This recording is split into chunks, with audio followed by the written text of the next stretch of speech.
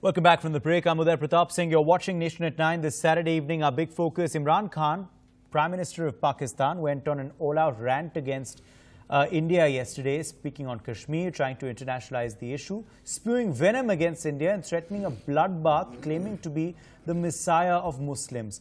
But there was not a single word on the treatment of Uyghur Muslims in China, where lakhs of them have been tortured in detention camps. Chinese Foreign Minister Wang Yi also lectured India on Kashmir and expectedly never mentioned Uyghurs too. Out of the 193 nations in the UNGA, only 3 nations supported Pakistan.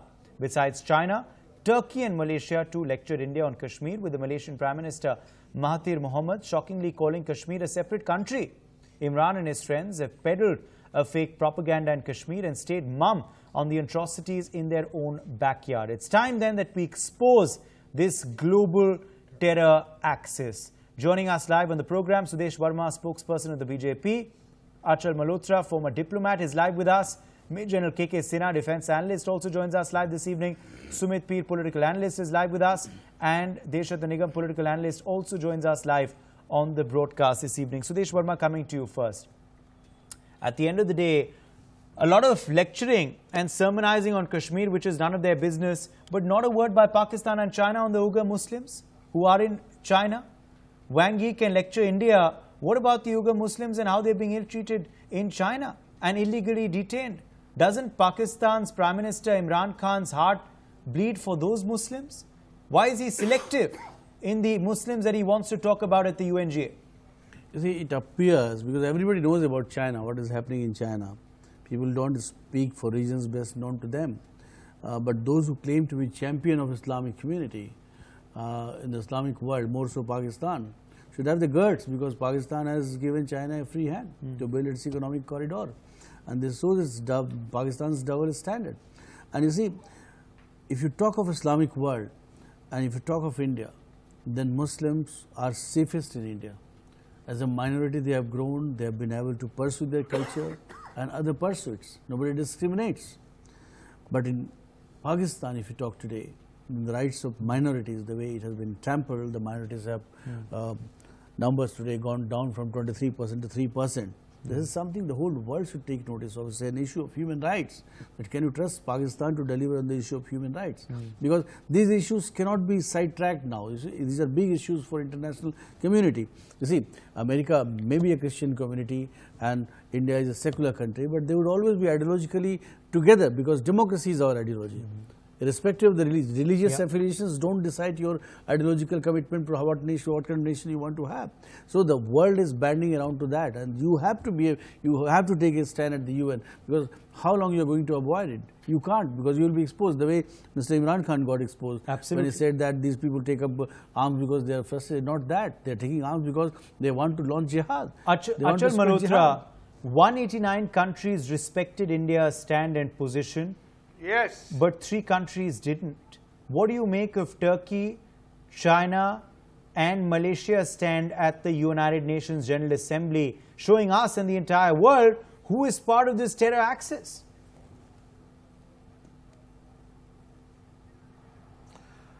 Well, Uday, this is whatever these 3 countries have spoken is in tune with the kind of positions they have taken all along. Sudeshji has very clearly and very clearly explained why China, why Pakistan is not in a position to talk about the Uyghur Muslims in China, because of the, a lot of vested interest, the fact that, the Pakistan's survival at the moment depends on China, whether in terms of money or moral or political support. But the Turkey and Malaysia's behavior has been something which we have to understand, and I think either we take them on or either we take them on. For example, Turkey, I think it is high time that we also should start talking openly about the kind of Armenian genocide, the genocide of the Armenian Christians during the First World War, done at the hands of Ottoman Empire. It's a lot of countries have recognized it as genocide, but we always stop short of calling it a genocide, and we say it was a human tragedy. I think this is their vulnerable point. We should tell them that we will join rest of the international community. If you are not going to, behave, we are then going to expose you also. We should also, expedite, take proactive approach in exposing Pakistan on all the atrocities, all the human rights violations which are being done in its own country, be it Balochistan, be it Sindh. You see, Bilal Bhutto went public the other day saying, warning Imran Khan behave, otherwise Sindh is going to secede from Pakistan. So these are the issues. On Malaysia, you see, after a lot of persuasion and a lot of this thing, they have finally seemed to be coming around on the issue of Zakir, that fellow Zakir. Zakir Naik, yeah. If everything goes well, probably we may Zakir Naik. So we may see him being extradited to India. So we have to handle it, but we should take a look at the fact that out of such a the world is made up of 193 countries, and if out of that 3 countries come and speak, they themselves get exposed to the rest of the world. Being part of such a minuscule minority doesn't really make any difference to our position, which is very well understood throughout the world. Absolutely, and at the end of the day, of course, Major General Sinha, this is clearly a terror axis, which is now not hidden anymore, which is now out there for all of us to see and for the world community to see as well and take note of.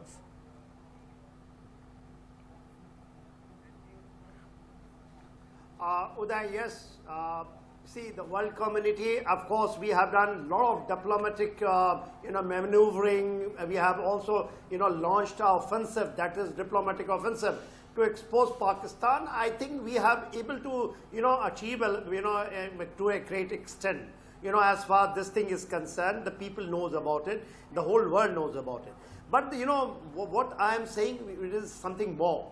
When Ambassador Malhotra was saying that we should not take, the only thing, what Imran Khan has been rattling, we should not just take it, very lightly. I totally agree with him. See, you must understand, when Imran Khan is speaking, he may be a buffoon, he may be a puppet, but he is speaking the voice of the deep state, and the deep state is the ISI and the Pakistan army.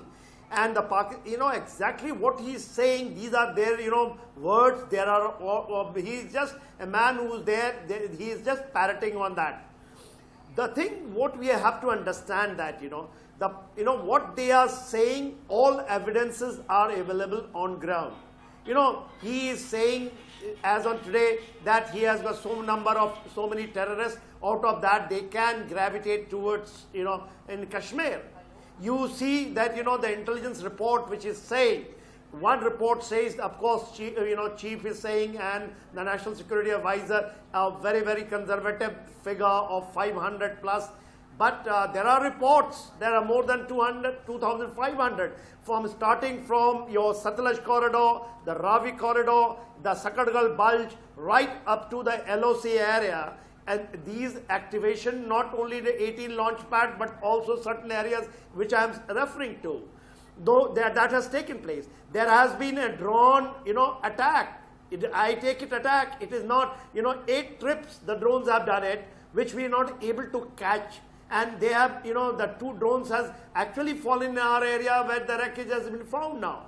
So these are, we have got some slippages. Now there is also something is coming, that 2,000 counterfeit of this 2,000 money of ours, which has been just printed. They have got that chemical of it, chemical which is saying that no one will be able to break it. Though they have got it, and the Pakistan government press is now printing 2,000 notes. So he is not leaving it. His thing, we have to only not block it. We have to do something very, very drastic. We have to apply our minds. If these guys are still doing all this thing, he is saying openly that after, that is 4 days or short of 2 months, he is saying the curfew has been lifted, more or less. Now he is saying there will be a bloodbath, there will be a pulmama, and he is openly giving you, and he is a buffoon, I say, a buffoon who speaks much, but don't take it lightly. We should not take it lightly. And this may come because the moment you will go slow, I can tell you, they will get, upper hand, because this, I give the credit to Pakistan. They have able to do it for 30 years successfully. They have always put us in a spin. Our security forces always trying to react. Now we have become proactive. We have got our intelligence.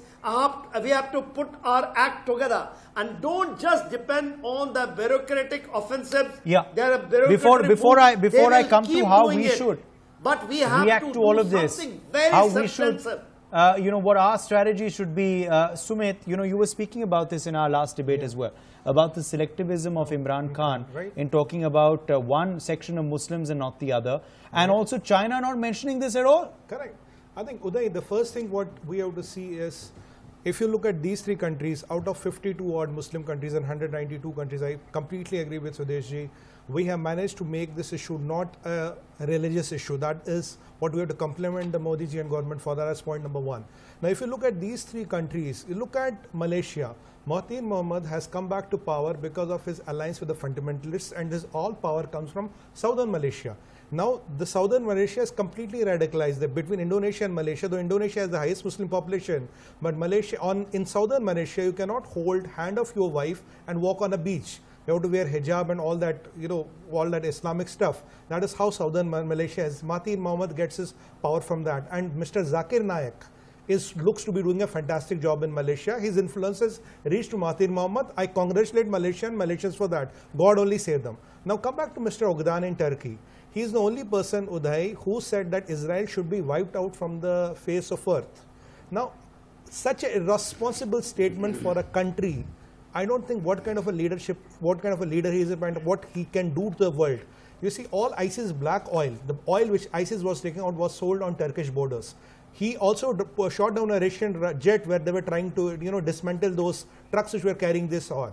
Now, even the Iranian oil is again sold on Turkish borders. So, Turkey has an economy which flourishes out of fundamentalism. What is the plight of Christians in Turkey? Go and ask Mr. Ogdan. It's pretty bad. That is why Turkey is called the sick man of Europe. Coming back to China, if you talk of ogres, there were debates in the past as well. What do you do with ogres? You have some crappy face recognition algorithm. You look at a face, Uday, imagine this situation, you look at a face and figure out this person is threat to China. What do you do to this person next? You pick him up, put him in a detention which is indefinite. What do you do him there? You first beard, he's not allowed to have a beard. You change his name. You ask these imams and Maulvis to dance. They have to drink alcohol, and you indoctrinate them and de-radicalize them according to China. You have already put enough Chinese there and you have changed the demographics of the province. Now you compare it with the Kashmir. What on this earth, for the sake of God, what have we done? Kashmir gets 5% more, 5 times more money than any Indian state, right? We have developed tourism there. We have abrogated 370 for the development of Kashmir, right? We had so many problems with the Kashmir, but Indian forces have been taking the brunt. What does the Indian army man carry? He carries AK-47, the terrorist carries AK-47. We are fighting terrorism with the equal force. We had better options available. But what did the air chief say? He says we cannot use heavy machinery or heavy force against that. Yeah. That is how India has been. Okay. We are fighting a one-to-one. Okay. Deshat Nigam, how do we take this forward now? We know who's part of this dead axis. We've seen their views on Kashmir. They're just three, and the entire world is with us. 189 countries versus and they have their reasons for that. No, at the end of the day, you don't need a rocket scientist to see who's won. Modi won UNGF fair and square yesterday. But coming back to the issue of now, how we should take this forward. How do we get the world community to expose these particular countries for their hypocrisy of lecturing us, but not looking inwards to their own country and their own situations, as we are putting out on screen? Not only the Uyghur Muslims issue for China, but also the Cyprus issue for Turkey.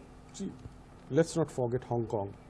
So far as China is concerned, I think we are missing the big picture so far as Hong Kong is concerned. They didn't speak. Did they speak on Hong Kong? No, I don't think so. Nothing. President Trump did speak about Hong Kong. So Hong Kong is the big picture that we should look at and utilize as much as possible. Now we need to also look at our foreign policy so far as Malaysia and Turkey is concerned. And I think the first step was taken by the Prime Minister when he met 3 states with which Turkey has a dispute. That is Armenia, Greece and Cyprus. So you have seen the shift in policy, foreign policy immediately. That's what you call immediate response. Absolutely. And the Prime Minister didn't take much time in meeting these three heads of state. And Malaysia, yes, Malaysia I think is playing a double game, trying to placate India by putting certain restrictions on Zakir Naik. But I think the real restrictions on Zakir Naik came because he spoke against the Chinese, not because of India. So that thing is also very clear. So we need to have some policy initiatives so far as these two countries are concerned.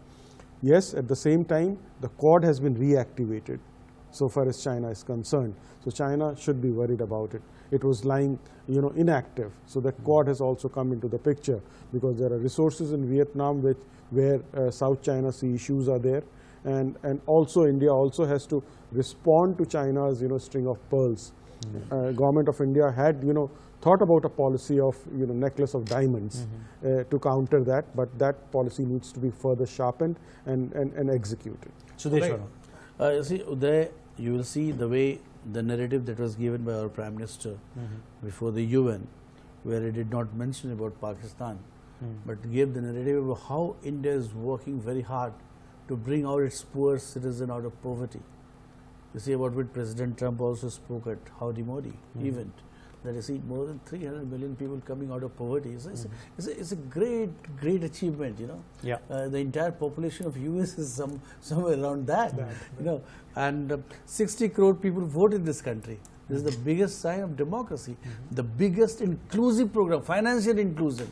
You see people, 37 crore people getting linked to bank account, getting their subsidy directly transferred into their account, $20 billion saved as a result of attack and corruption through this process. You can go and talk Ayushman Bharat, the biggest health scheme launched by this government. Yeah. In the world, the whole world, the whole world is, must be not only appreciating, they must be surprised at the scale of, India's progress. And this is the only way to go about, even for Islamic world, because you see what is happening. Those who claim to be radicalized Islamists like ISIS, they're killing more Muslims than other community members. Okay. What is happening to the Syrians, you see. So this, for survival of people, they have to focus on Vikas, which is the narration of Modi ji, and which is the narration of Trump also. You see, President Trump, whatever he spoke, it appeared that if he was talking about India's agenda, to have a secured boundary, to have economic empowerment of people, and all those things, the same language, the same concerns. I think, Uday, I want to bring one point because Cyprus was in discussion. I lived in Cyprus for a few years. There's a northern Cyprus and there's a southern Cyprus. The northern Cyprus is Greek controlled. It's with, people speak Greek and it's Greek dominated. The southern Cyprus is controlled by Turkey. There's a UN buffer zone in between. But Uday, having lived there, when you walk into, the northern Cyprus, you need, of course, a permit and all. You will feel like you have walked 50 years back in time. The world should see what Mr. Erdogan and his Turkey has done to the northern Cyprus. They have occupied it, the same island. You see the pace of development. And what did Modi ji said? Sabka saath, sabka vishwas. And that development is the agenda, and development is what world wants, not the Islamic rhetoric of Turkey. Okay. Well, at least now their stand is there before the entire world to see. And as Mr. Nigam said, we've immediately taken corrective steps vis-a-vis our foreign policy, and we will, of course, continue to do so. But for now, that's all the time we have on this particular debate. My thanks to all of our panelists for joining us. Let's take a very short break. Thanks to our viewers for watching. Have a great weekend. For more such videos, subscribe to the NewsX YouTube channel, hit the bell icon.